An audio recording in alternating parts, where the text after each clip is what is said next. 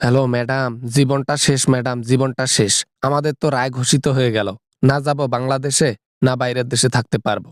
কবে জানি আমাদেরকে বাংলাদেশের আইন তুলে নিয়ে যায় ম্যাডাম। কি যে করব, আমাদেরকে সুদলিংপং করে দিল বাংলাদেশ। আর এমন দিনে সুদলিংপং করলো যেদিন আমার বিয়ে হয়েছে।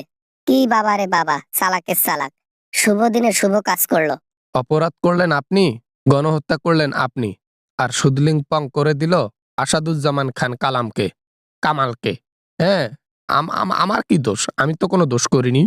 বেটা, মানি লন্ডারিং এর মধ্যে তুই নাম্বার ওয়ান ওস্তাদ।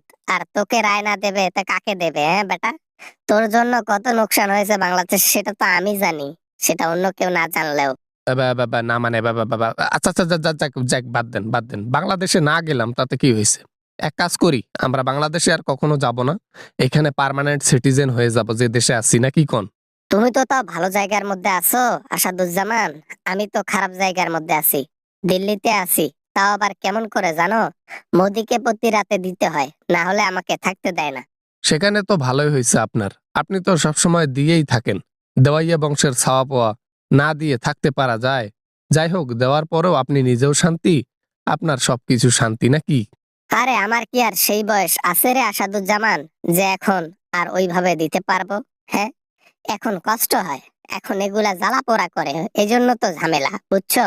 সি সি সি সি ম্যাডাম, আর আর আর বলিয়েন না, আর কিচ্ছু বলিয়েন না, আর কিচ্ছু শুনতে চাই না ম্যাডাম। ওই এগুলা বলিয়েন না, হ্যাঁ। আপনি যেমনে থাকেন থাকেন, আপনার মতো থাকেন, আমাকে ফোন টোন আর দিয়েন না, বুঝছেন? ছাড়বো না, কাউকে ছাড়বো না। আমাদেরকে রায় দিয়ে দিচ্ছে, তাতে কি হয়েছে? আমরা হাল ছাড়বো না। বাংলাদেশের মধ্যে লকডাউন চলবে, বাংলাদেশের মধ্যে আন্দোলন চলবে, মহা সমাবেশ চলবে, আওয়ামী লীগ থাকবেই। আরো আওয়ামী লীগের পেছনে অজোড়া বাঁশ চলে গেছে।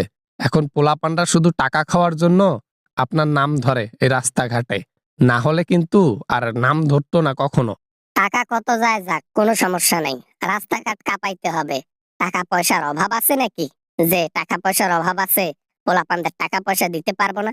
টাকা অঢল পরিমাণ আছে। আপনি আসল সুন্নি আর আমাকে বলেন আমি টাকা চুরি করি, অন্য দেশে পাঠাই না। তলে তলে এই ব্যাপার। হাজার হাজার লক্ষ লক্ষ কোটি টাকা পাচার করেন আপনি, আর দোষ দেন আমাকে, নাকি? যাই হোক, আমাদেরকেও তো সুদলিং পং করে দিল ডক্টর ইউনূস। এখন আমাদের আর অপশন নেই। এখন কি করতে হবে? নির্বাচনের আগে আমাদেরকে লকডাউন দিতে হবে, দেশে অশান্তি সৃষ্টি করতে হবে। এমনিতেই মহা ঝামেলার মধ্যে আছি।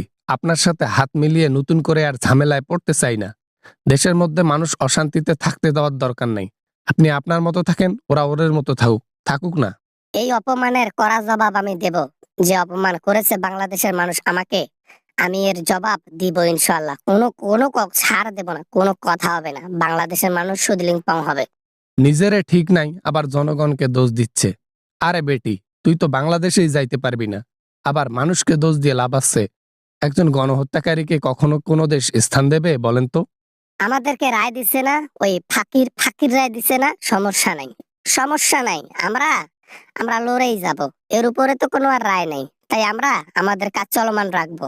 এমনিতেই মামলার লিস্ট যদি হিসাব করা হয়, দিস্তার উপর দিস্তা চলে যাবে, খাতার পেজ শেষ হবে, তাও আমাদের মামলা শেষ হবে না, অপরাধ শেষ হবে না। আরো নতুন করে অপরাধ। আমি পারবো না এই বয়সে গিয়ে। আওয়ামী লীগের সব শালারাই শুধু টাকা পয়সার জন্য ক্ষমতা নিয়ে বসেছিল। শালারা কামের বেলায় একটাও থাকে না, অকামের বেলায় ঠিকই হাজির। স্বার্থ ছাড়া কোনো কিছু চলে না। স্বার্থের জন্য এতদিন আওয়ামী লীগ করছি, এখন আমার রায় হয়ে গেছে। আওয়ামী লীগকে আমি এখন সুদলিং পং করি। এই এই এই আসাদুজ্জামান, এই আসাদুজ্জামান, দেখিও, ক্ষমতা পাইলে কিন্তু তোমাকেও একেবারে ধরে আমি জেলে ঢুকাবো।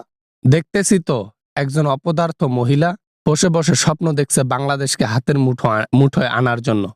আপনি আর কখনো আমাকে ফোন করবেন না। অনেক ঝামেলায় আছি, তার উপর আবার নতুন ঝামেলা।